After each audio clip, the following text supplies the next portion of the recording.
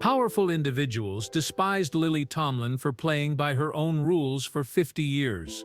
When NBC attempted to control her, she filed a lawsuit to terminate her laugh-in contract. While other celebrities remained mute for their paychecks, she publicly ridiculed corporations. Because coming out would mean committing suicide to her career, she lived in secret with Jane Wagner. She is now disclosing the death threats at the age of 85. The blacklisting. The makers of the Times attempted to discredit her. Comedy has nothing to do with what she's telling us. It concerns a conflict that no one was aware she was engaged in. On September 1, 1939, Lily Tomlin was born in Detroit, Michigan. During the Great Depression, her parents moved from Paducah, Kentucky, in search of a better life. Guy, her father, obtained a job in a factory. Lily Mae, her mother, was a nurse's assistant. They occupied a little house on Highland Park's Louise Avenue. It was a challenging area, crowded with working-class families and factory workers. Lily was raised in a world molded by survival, hardship, and hard work. Although her opinions would eventually change, she routinely attended church and her parents were Southern Baptists. Eventually, Richard, her younger brother, joined the family, completing their modest home in the center of Motor City. Detroit was a vibrant, changing city throughout the 1940s and early 1950s. The conflict was over. Many people had traveled to the city for jobs from all around the nation. As a result, the streets were filled with a variety of accents, tales, and styles. When Lily began performing in her backyard, she was just 6 years old. She recruited her brother Richard to perform, created costumes, and scripted skits. These weren't simple games for kids. She was researching people by observing how neighbors behaved, spoke, and walked. They all turned into characters in her mind. From weary manufacturing workers to chattering elderly people, her comprehension of voice, rhythm, and personality was profound, even down to the distinctive blend of Midwest and Southern tones in Detroiters' speech. Her first stage was those backyard performances. Lily was admitted to Cass Technical High School in 1953. It was difficult to get in. You have to do well on tests and earn good ratings. Cass was more than a school. It was a massive, exquisite structure that housed unique laboratories, workshops, and even a concert hall. Among the more than 3,600 pupils, Lily was unique. She was perceptive and inquisitive. Similar to college majors, students at Cass were required to select particular fields of study. She tasted structure and focus from that. Although she had not yet considered a career in acting, the discipline she acquired there would benefit her for the rest of her life. She received her diploma in 1957 from the same institution that would eventually produce Jack White and Diana Ross. Lily's performances were different even as a child. She did more than imitate. The individuals she saw became her. The loud upstairs neighbor, the woman at the corner store, and the postman. Her humor was grounded in reality. Her brother Richard, frequently against her will, became her sidekick.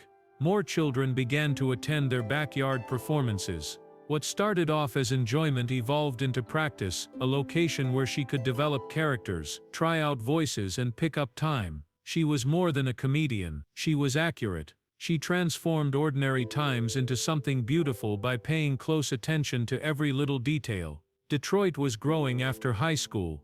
Factories were hiring. Lily had other plans, but the most of her classmates stayed. She began studying biology after enrolling at Wayne State University. She wanted to become a doctor because it was a respectable and stable career path. It was what people from working-class backgrounds did. However, during her second year, something changed. She decided to try out for a school play on a whim. The connection, the freedom, and the rush. It felt right in every way. She changed to theater as her major. Although it wasn't the safe option, it was the morally right one. Her actual adventure began when she made that choice. Lily worked odd jobs around Detroit from 1959 to 1965. She earned only $15 to $25 per show while performing in coffee shops and nightclubs, often doing 5 concerts in a single night. However, she wasn't looking for quick giggles. Lily narrated stories, while other comedians made short gags. Her humor was nuanced, slow, and deliberate. She portrayed an adolescent girl yelling at her parents. These personas, a nosy neighbor and a stressed-out phone operator, were inspired by actual individuals she knew growing up. Her performance was human, not only humorous. Nevertheless, club owners weren't prepared for it. Lily persisted even though audiences weren't accustomed to this type of humor. She had reached a ceiling by 1965. Detroit was unable to carry her farther. She relocated to New York City with less than $200. Renting a little apartment on the 5th floor for $60 a month, she made her home in the East Village. To make ends meet, she grabbed a job as a waitress at Howard Johnson's. The finances were tight. She got by on coffee and bagel on certain days. She walked everywhere because subway fare was a luxury. She auditioned whenever she had free time. In most cases the response was no. She gave performances anywhere she could from 1965 until 1966. Go Cafe, the Improv. She occasionally performed for 10 people in tiny smoke-filled clubs. However, the characters were already developing in those early setups. The sardonic phone operator, Ernestine. The witty 5-year-old is Edith Ann. Club proprietors thought she had a peculiar style. They advised her to smile more, dress sexier, tell romance jokes, and act more normal. Lily refused to budge when one agent advised her to discuss finding a husband if she wanted a job. She continued to do what she wanted to do, despite the possibility of making 40% less than other female comedians.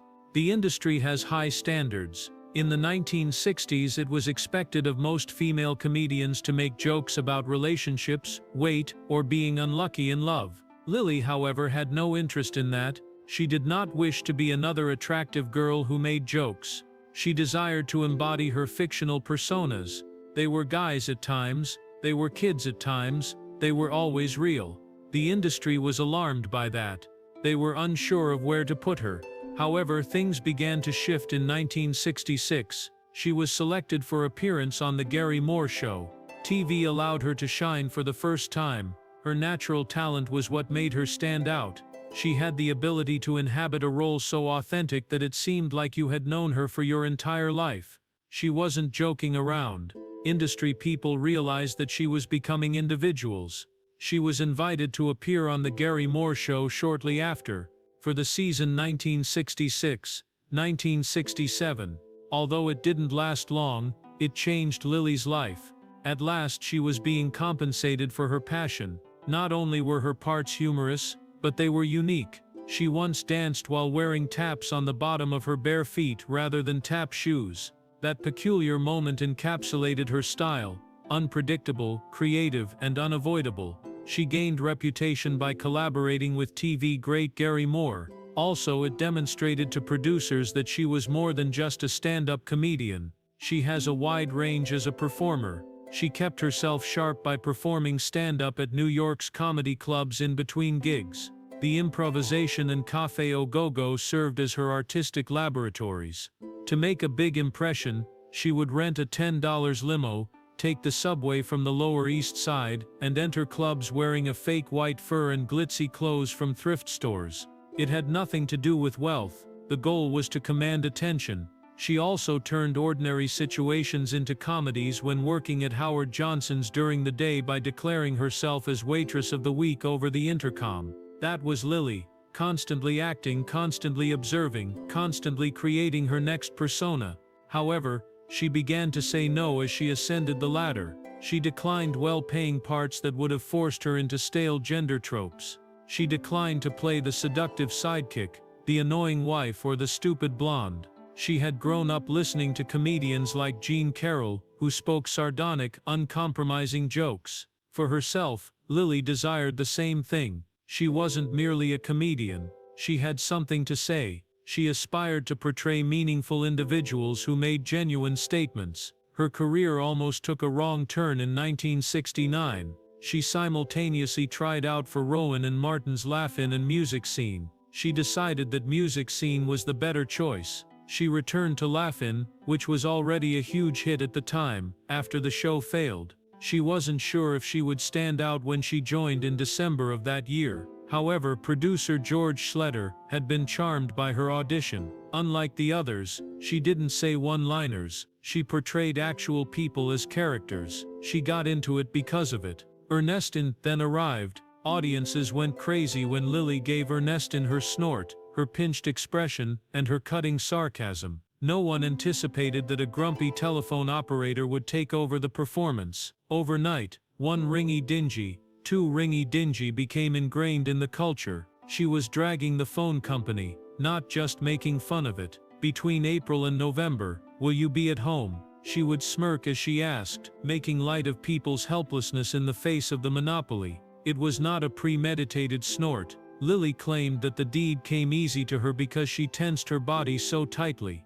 People started pleading with her to perform the voice whenever they went grocery shopping. Next up was 5.5-year-old Edith Ann, who was seated in a huge rocking chair and giving life lessons while finishing with a raspberry. And the truth is that children imitated it, parents adored it. However, Edith Ann wasn't a child. She had a complex past, a dysfunctional household, a dog named Buster, and a romantic interest in a lad named Junior. In addition to being funny, she articulated things that adults were too scared to acknowledge. She stuck because of it. She was even invited back by Tomlin in the 1990s for animated specials and a book that she co-wrote with Jane Wagner, her lifelong girlfriend. She became famous because of the personalities, but behind the scenes, things weren't always easy. Laugh-In was chaotic. Writers rushed to complete their scripts. Every minute the costumes changed, and Lily battled to keep her personalities from becoming diluted. The show lost its edge once George Schletter left in 1972. Producers wanted gags that were safer. Lily resisted. She was fighting NBC to get out of her contract by 1973 because things had grown so horrible. Edith Ann and Ernestine weren't merely jokes to her, they were authentic. "Are my characters fictitious in your opinion? They're out there somewhere," she once said. "I simply mimic them." Although she was regarded by the industry, they weren't always sure how to handle her. To have Ernestine appear in their advertisements, ET&T offered her $500,000 in 1970, which was a huge sum at the time. Today, that is over $3.7 million. She declined. Not Lily. Ernestine declined. It would be impossible to find the character employed by the company she disparaged. Lily took it seriously enough. She brought Ernestine back for a fictitious advertisement on Saturday Night Live years later. "We don't give a damn. We are not required to. The phone company is us." She had the opportunity to profit. Rather, she intensified her ridicule. Lily Tomlin accomplished something unexpected. In March 1971, everything changed when she released the comedy album. This is a recording. She was alone, portraying the line, "One ringy dingy and Ernestine," the sardonic phone operator with that iconic snort. She took a live recording at Pasadena's Ice House. People were unable to get enough. According to the Billboard Hot 200, the album peaked at number 15. For more than 40 years, no other female comic had achieved that kind of success on her own. It was more than just a humorous record. It was astute, nimble, and unafraid. Ernestine called and roasted individuals such as Gore Vidal, whom she mispronounced as Mr. Vidal, Joan Crawford, and J. Edgar Hoover. Tomlin took home the Grammy for Best Comedy Recording a year later. She was the first female recipient of such honor by herself. Only Elaine May had triumphed over Mike Nichols prior to her. The Library of Congress officially recognized it in 2024. The album's cultural and historical significance led to its preservation in the National Recording Registry. Lily, her debut solo special, was released in March 1973, just 2 years later, bringing her crazy characters to television. Unlike other shows at the time, it was broadcast on CBS, simple, character-driven comedy without any elaborate musical numbers.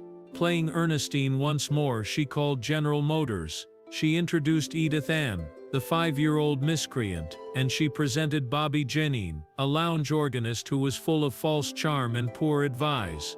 Richard Pryor also appeared. In one sketch, he became trapped in an elevator with Tomlin's elegant lady. It was fantastic, odd, and awkward. The special was well received. In 1974, Tomlin received 2 Emmy Awards, one for the show itself and one for writing.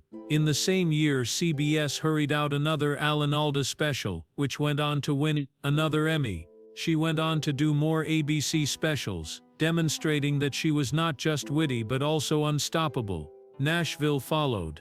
Tomlin made the leap from television to cinema in 1975. The risk was enormous. Director Robert Altman gambled on her even though she had never acted in a motion picture before. Linnea Reese was her role, a mother of 2 deaf children and a gospel singer. Her persona had a private relationship with a country music artist. It was authentic, profound, and nuanced. Altman had a crazy style. There are 24 primary characters, scenes that overlap, live music, and no conventional plot. However, Tomlin was a perfect fit. She drew on her years of developing television and theatrical personas. Nashville stunned reviewers when it debuted in theaters that summer. The movie turned into a classic. Later on, it was kept in the National Film Registry. It was Tomlin's breakthrough and Altman's masterwork. Critics weren't the only ones impressed by her performance in Nashville. She was nominated for an Oscar in 1976 for Best Supporting Actress. For someone who has never seen a movie, it is uncommon. She also gained favor with the New York Film Critics Circle and the National Society of Film Critics. She was nominated as the most promising newcomer by BAFTA. She received 2 Golden Globe nominations, New Star of the Year and Best Supporting Actress. Nashville, meanwhile, received 5 Academy Award nominations, including Best Picture. Keith Carradine's song I'm Easy, which he performs while courting Tomlin's character, won one of those Oscars. She didn't succeed by accident.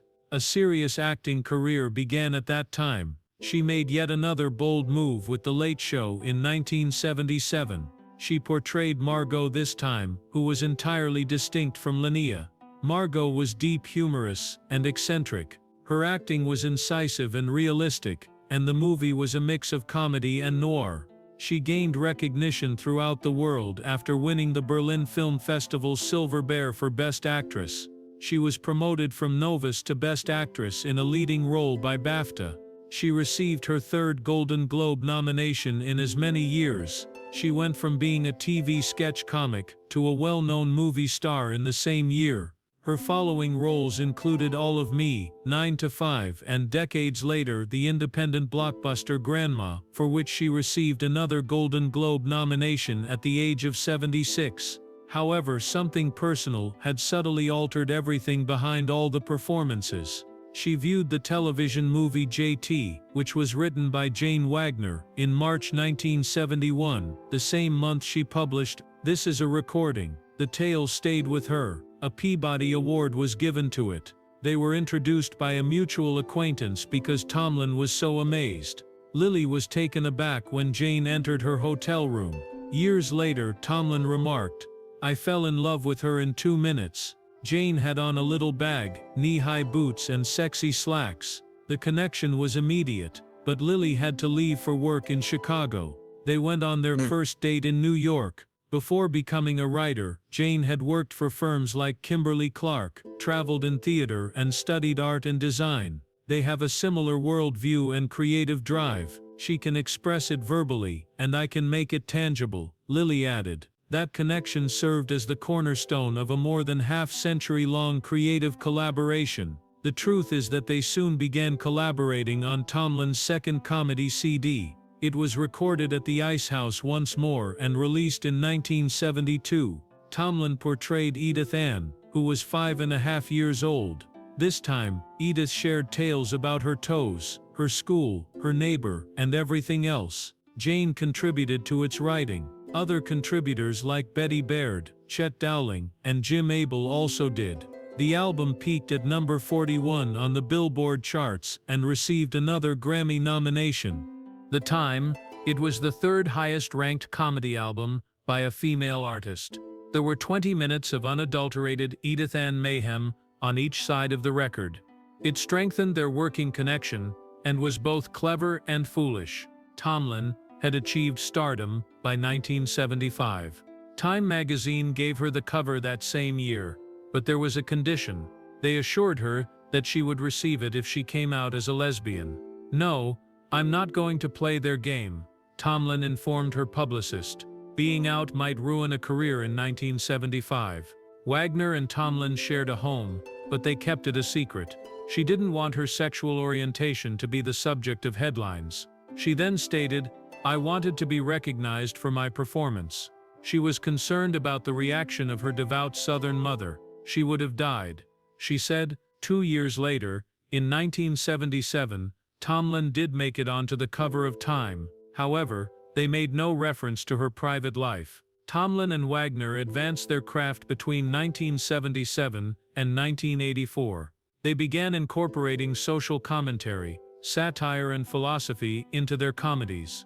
They started by trying to show up every night before moving on to something more ambitious. The Search for Signs of Intelligent Life in the Universe made its debut in 1985.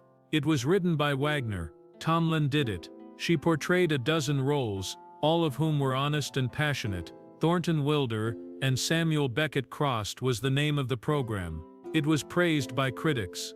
It received accolades. It was more than a show. It was an expression of their identity and worldview. They also received more Emmys for their work during this time. According to Tomlin, Jane's writing blends slapstick and farce with profound meaning in a compassionate yet sardonic manner. Together, they demonstrated the potency of comedy. It might mention something true. In the 1980 film 9 to 5, Lily Tomlin starred as Violet Newstead, a widowed mother of 4 who had trained her male boss for 12 years before being passed up for advancements due to overt sexism. Starring Dolly Parton and Jane Fonda, the movie was more than just a comedy. A full-fledged cultural moment occurred.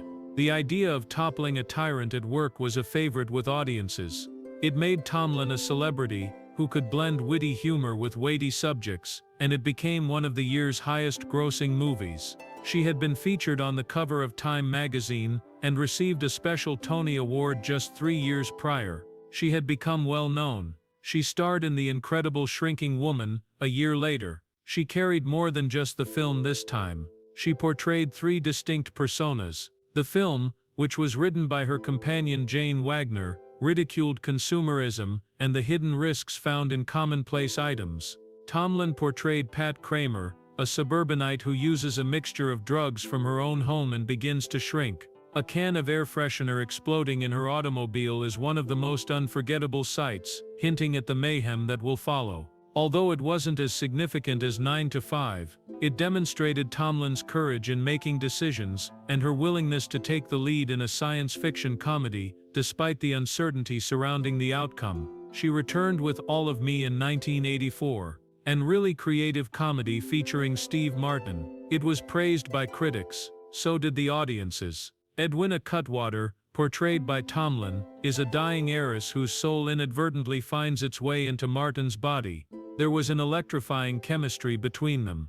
It became a classic thanks to Tomlin's astute timing and Martin's physical humor. You could sense her presence in every action Martin made, even when she wasn't on screen.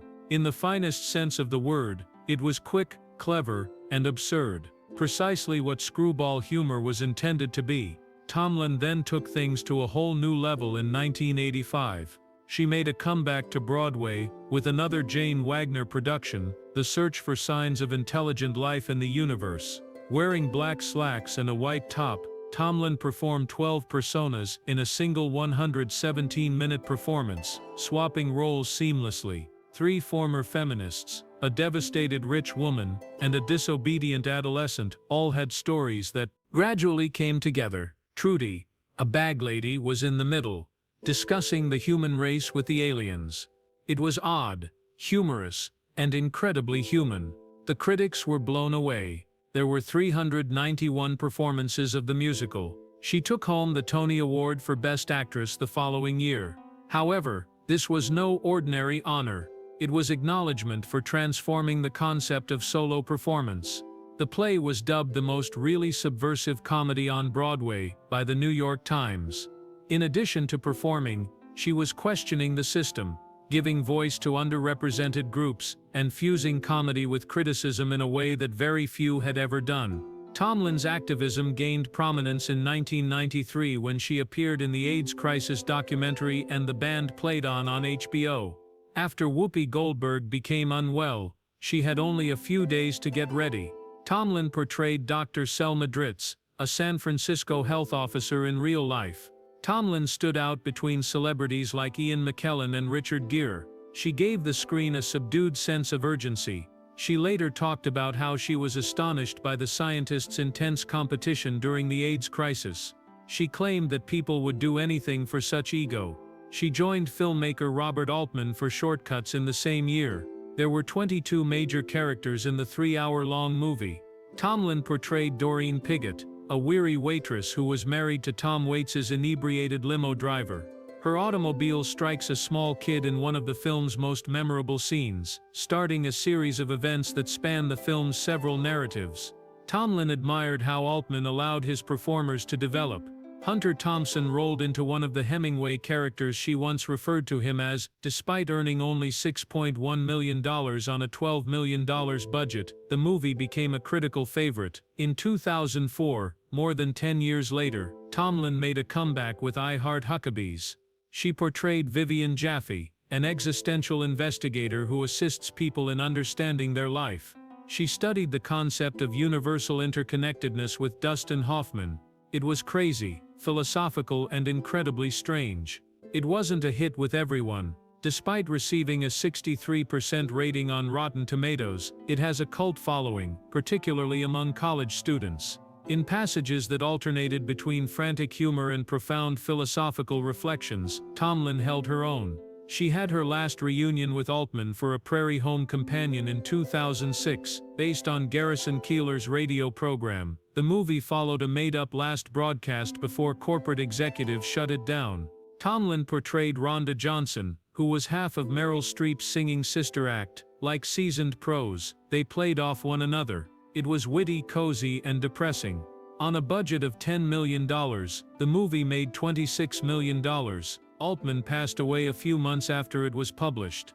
It was a farewell surrounded by joy and song. Lily Tomlin married her 42-year companion Jane Wagner on December 31, 2013.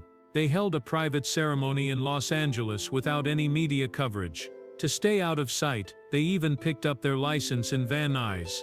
When Wagner penned This Is a Recording, Tomlin's Grammy-winning comedy album, in 1971, they had first crossed paths. They worked together on plays and movies over the years, creating something that is uncommon in Hollywood, an ongoing collaboration on both a personal and creative level. Tomlin said that respect and admiration were the secret when asked. She created history once more in 2014, a year later. The Kennedy Center Award was given to Tomlin, who became the first performer to publicly identify as lesbian. She was honored alongside Sting, Al Green, and Tom Hanks. She was welcomed to the White House by President Barack Obama and First Lady Michelle Obama prior to the event. It was more than just a professional turning point. It was acknowledgement of a courageous and genuine life. Frankie and Grace followed. When it debuted on Netflix in 2015, Tomlin and Jane Fonda were reunited. Two women in their 70s who find out their spouses are in love with one another were the subject of the presentation. It lasted for 7 seasons. Fonda portrayed Grace, and Tomlin portrayed Frankie, a bohemian artist who welcomed turmoil. An impeccable perfectionist, the show addressed friendship, sex beyond 70, dating and aging. Tomlin was nominated for 4 Emmys. The way it allowed for dialogue that isn't often heard on TV was praised by critics. Tomlin and Fonda continued to collaborate even after the show's conclusion, making an appearance in Brady's 80 and continuing their collaboration in 2023. Tomlin featured in the low-budget independent film Grandma in 2015, that turned into an unexpected hit. With a $600,000 budget and a 19-day shoot time, it brought in $7.2 million at the box office. She portrayed Elle Reed, a straightforward lesbian poet who assists her granddaughter in obtaining funds for an abortion. She was nominated for a Golden Globe for the role. It was incisive, passionate, and frank. It was regarded by critics as one of her best performances. It demonstrated to a lot of people that Tomlin still had a lot to say and could express it more effectively than most people.